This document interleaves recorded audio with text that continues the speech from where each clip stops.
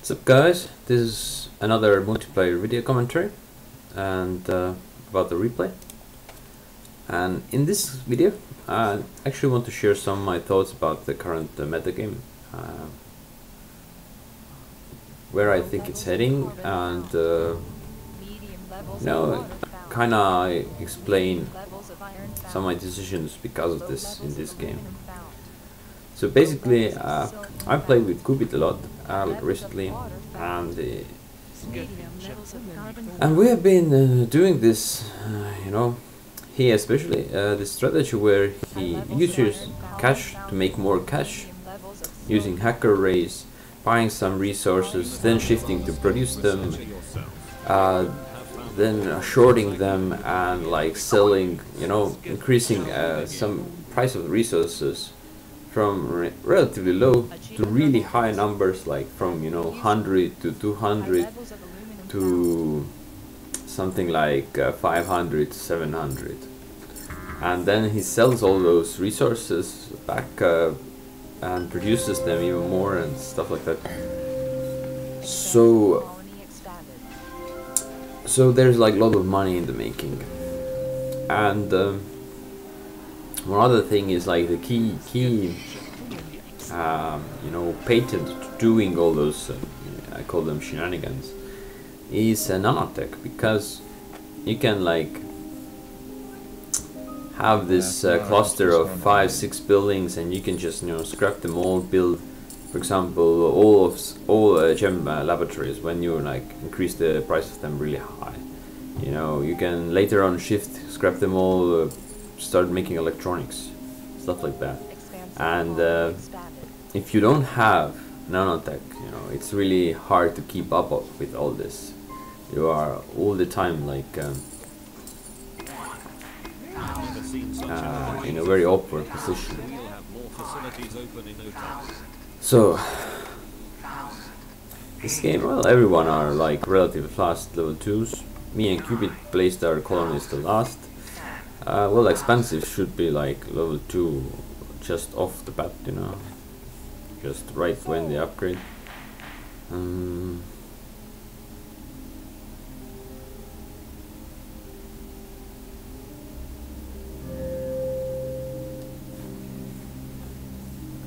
Okay, let's see. And for a start, he made some aluminium and carbon, and I made steel and carbon. No, steel and aluminium too, sorry, but well, actually right now I'm not in a very good position, because this water spot here, it's like messed up. So I'm building a patent lab, and I'm like thinking, well, nanotech is probably the first thing to get anyways, because that means once I don't need the patent lab anymore, I can just get all my steel back from it, and it's really worth it actually, because nanotech, I believe it costs like, was it 10 or 20 gems? Anyways, it's so cheap right now. It's just so cheap. Also, this water is messed up for me. So anyway, if I want to like, I mean, it's usually very good to get like life support stuff, because they're gonna go up in prices, especially in this game. There's no robotics. Can I see how much it costs? Okay, it costs 20 gems. Well, still, it's like, around 1,600, less than 2,000 right now. But yeah, it's pretty messed up. Usually I like pop some fuel and food when I have like water nearby, but in this case I thought like in second level I just do a patent lab and do those solar panels to make money off electricity. But yeah, they got nuked already.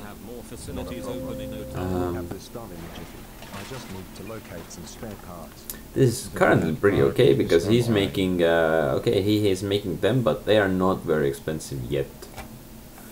But I have to emphasize the yet in this matter. And yeah, we're both fully level 3, and I don't know what are the rest of the guys doing. Why aren't they upgrading? I don't know. Does he really want to produce everything himself, or? I mean, I guess he has to. Alright. Let this be a lesson to you all to be with us. This is actually a very, very important option. Well, here's the thing, like, I built those water pumps here. Because, so I'm thinking, like, I don't want to build my food stuff here or anything like that. So I could just look, I mean, even though I'm scientific, I can just still, like, you know, pump water and just build my food farm somewhere else, you know. And teleportation is, it's like there are two things. First, it saves me from fuel, but this is not so big. The main issue is that, you know, if it's flexibility, you know, I can just like scrap things here maybe or anywhere, build some other things, and it will just start working right away. And it's a huge tempo win actually. And this 18,000 I like spent in debt is like no big deal, because I think I probably won't be able to pay back my debt anyways, because these solar panels are getting like messed up. And here's what I do is, like, I scrap those aluminium stuff and I build a food here and use this water actually for my advantage. Yeah, what I'm gonna do is build another one here and actually later on use this for fuel and stuff as well. So it's less than optimal if you're like scientific, but you know, you just don't have to. You don't have to be stuck in like this ability all the time. But because you know what I think, like what I like most about the scientific is not that, you know, okay, this is like, it's good, it's important, you know, to use it somewhere. Like for example, the fact that I have the steel mills here, that probably saved me 1 or 2 claims. Okay. But the more important part about the scientific is that this protection from the, you know, the black market. And it's really huge, because you know, like Cubit is a scavenger, so that means he can use black market twice as often. However, I am scientific, and from against me the black market is twice as effective. That means, you know, even though, okay, he can, like others than the scavengers, they can do even less against me, but even scavengers, they are actually weaker in black market than scientific when they are facing each other. This is because scavenger, even though he can use black market twice as often, he has to also pay for each time, and he's not getting them like cheaper or anything. That means he has to pay more money to do the same thing that I could do with, like, you know, he does 2 M's for example for me, I do 1 M to him, they both do the same thing, but he pays for 2, I pay for 1. So actually I'm actually scientific, like if you're like playing against expensive or robotics, then yes, scavenger just can wreck them, you know, because because, you know, they can just use this, buy them those cheap things very fast, and just, you know, constantly keep them locked up, and it's really, really, really bad, sad for them. And what happened now is I started buying Qubit, he started buying me, and what I figured out is like remember I talked about the strategy where you buy, like use the cash to make more cash. Well, here's the thing, if someone starts to buying you out, you either have to start buying him out or buying your own stock, you know. And you have to do it either if you think if you like he started buying my stock, so that basically means he believes he can like outpace me basically. Like get all those get all the cash he needs to buy me out faster than I can. And I believe the same thing, you know. I believe I can do it faster. Well, actually, that's why I started, because if I don't think I can win a race like this, there's no point in starting it. And also, it's not like it's not only that I like have to you know, go toe to toe with, you know, Cupid. I could pick someone else as well. It's like, but it all depends. Like, if you buy someone out, if you like going in this battle, is it worth it for you if you succeed? You know,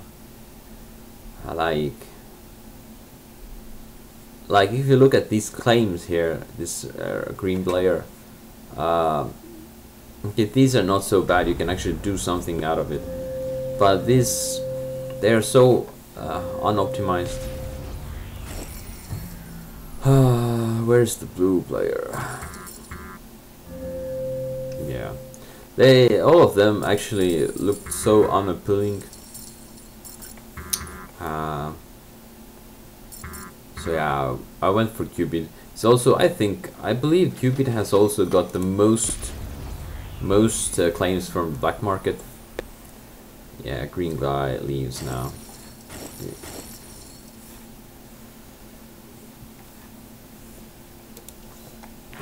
And what happens is, like, me and Cupid, like, again what I talked about, we are imping each other, you know. I'm gonna, in 2 seconds I get the, I think I get the imp, and I will attempt this. The black market is online.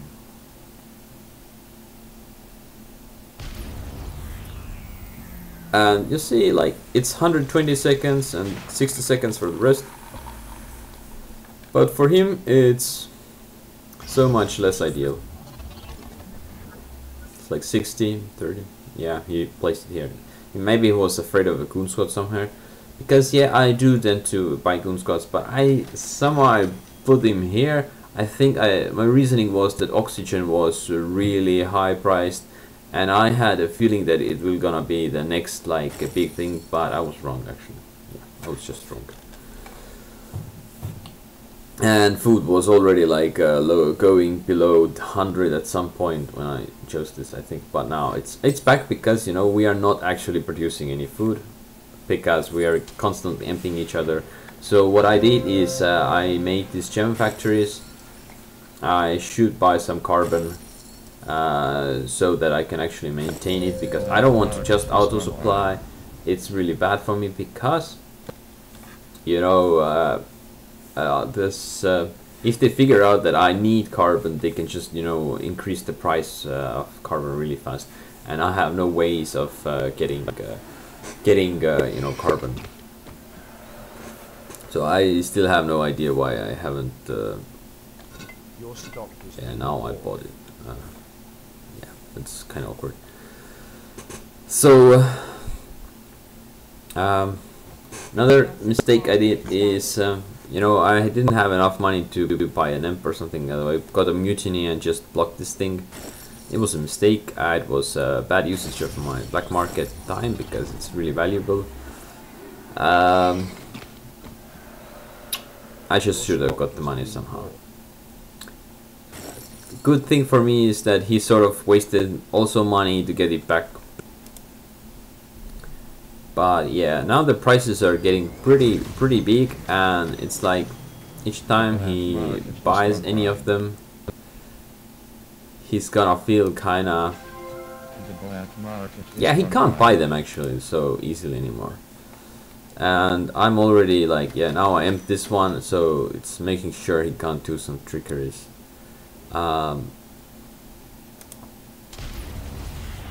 And someone actually, other people also nuked his stuff. I don't know why.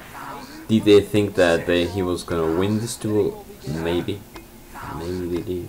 But they did like dynamite this quarry.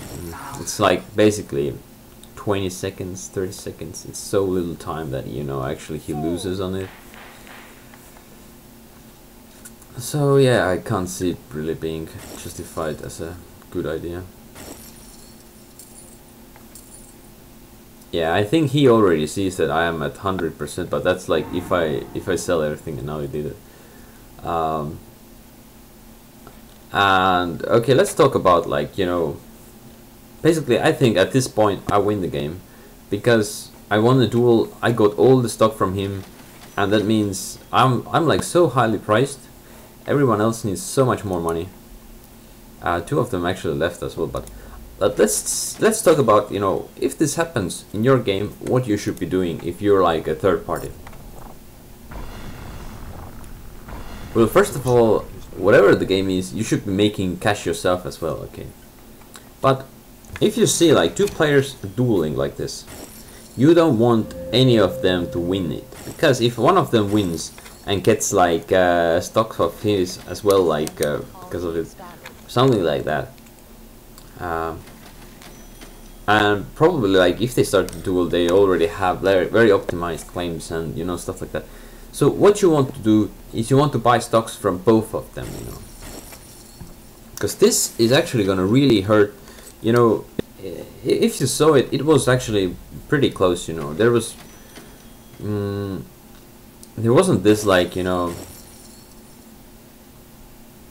like if I needed like say 40,000 more money, you know, it's not trivial. It's actually not trivial. So if you buy like 2 or 3 stocks from each of them, you know, what happens is you make this winning the duel so much more harder. Also, if any of them actually wins the duel, you get like double the money. So you actually get quite a lot of money. It's pretty important, and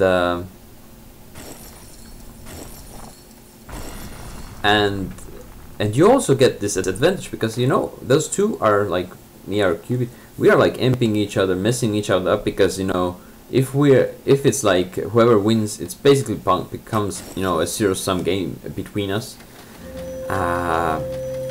So if you use it like that means you should use this time, you should use us like wasting our resources like that to like build yourself up, mess up our duel, and then hopefully you're in a very good position to actually go into some kind of late game or something like that. So also what I like, you know, you have to really consider like when to start buying someone's stock, you know, because if they have free money, they can just insta buy themselves, you know. It's pretty good actually if they do it, because, you know, that means they're gonna be less likely to make money out of money, but then they're probably gonna force you to do the same thing. So, but I sort of kind of like it because, you know, there's this 3 main ways to make, you know, money. It's making money by winning some market, like we had this food market which was really high value, and yeah, so we were like actually competing who's gonna get the most money out of it, and I did eventually, and that, well, basically won me the game. The second thing is like shorting things, making your markets faster, or buying something, then shorting it, then selling it back. So making making money out of money. You know, that's the second thing. And the third thing is like Offworld markets. Okay. So those are the 3 like main ways to make lots of money. And you have to like if you like look at them at the order, like when each of those happen in the game, then, you know, dominating a market is the first thing, you know, you start making money off. Second thing, that's because you can't make money off of you know, money before you have made any money. But after that, it's like Offworld markets, and you know, Offworld markets are fine if you can just like if the steel prices, all those prices are very cheap, and Goon Squad is still cheap, then Offworld market is okay, fine to build. But like if you like make a decision between those two, you know, like going only Offworld or going only like market manipulation, then market manipulation is so much stronger currently. That's what I feel. Um, Also, yeah, I feel it's, and that's actually why I'm like going after like some other player like this thing in the very early game, because I know that this market manipulation is gonna be really strong. But the best way actually to counter it is to have the claims of two players, so you can like be very versatile. You can produce whatever you need, and well, firstly also like you know, having nanotech is a huge thing. I think yeah, having nanotech is a pretty huge thing. You can see what you should be making. If you can figure out what you should be like switching your buildings to, then nanotech is really good. And yeah, but now it's a pretty much done game. I think I'm shorting something as well. No. Your stock is being bought. Yeah, I didn't feel really threatened because there were two AIs, and so I was actually playing really, you know, less optimally, very slowly. But what you should do right after, you know, actually if you like really get someone really fast, you should actually just focus on getting someone else really fast, not just like spreading out all those things. And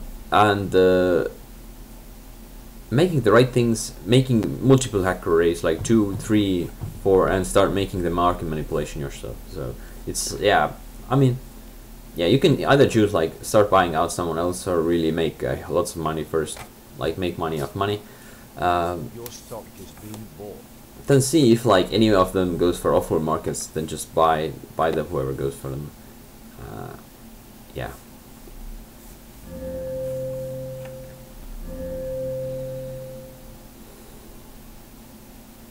In this game, oh,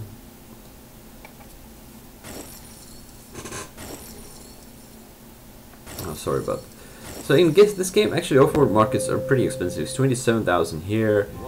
Well, okay, sure, I have steel, but if I didn't have steel, okay, now I don't have steel. So how much? It's like 62,000 for Offworld market. Like if I do some really good triggers with hacker race, I can probably double the money with 60 seconds. So plus I always have to goon squad my my Offworld markets, otherwise they're easy targets. In this game I'm not sure. Yeah, he didn't goon squad it. Okay, I just bought him out.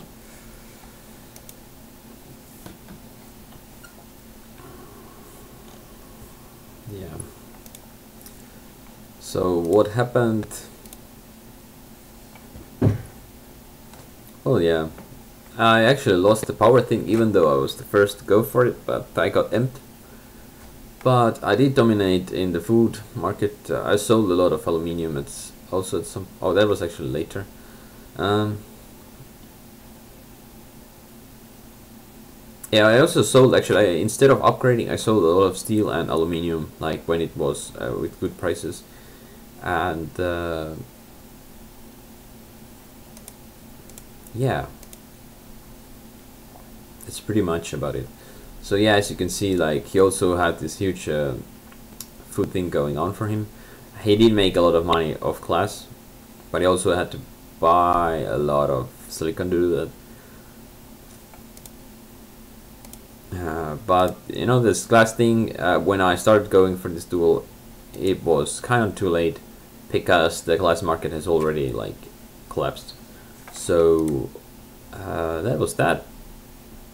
But then during the duel, I think, yeah, I won with food, because mainly because I was just scientific, and yeah, it's actually really hard for a scavenger to beat scientific, because you just have to pay twice as much, you know.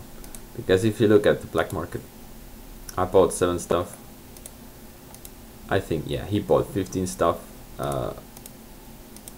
He spent twice as much, and I think I didn't spend afterwards anything much.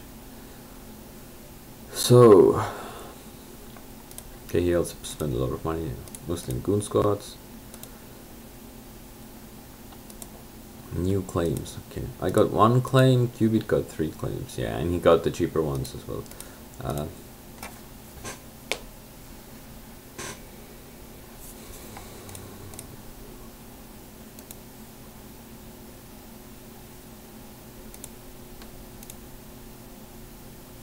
So yeah.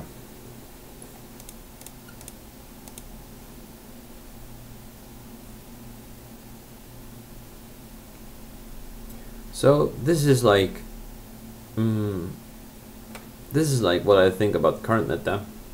Like current meta is a lot about hacker race. I think what it's like heading towards is even more rapid, like buyouts market, like, because yeah, here's the thing, like if you have a strategy, you know, that can win earlier, use it. But the thing is with this strategy, I think, is that it's just not going to be that. It's going to be that, you know, there are going to be attempts every game to buy someone out early, but very often they're going to fail if people know how to counter it. And then there is it's going to be all about how to turn it around into a late game strategy, you know. And I think still it's still going to be the strong late game strategy is still going to be having nanotech and messing with the market with multiple hacker race and stuff like that, making cash off cash and so on. But the early game, the key is dominating markets, making the first cash, and either use it to like make more cash, or, you know, attempt to buy somehow. Yeah. That's yeah, what I think about all this.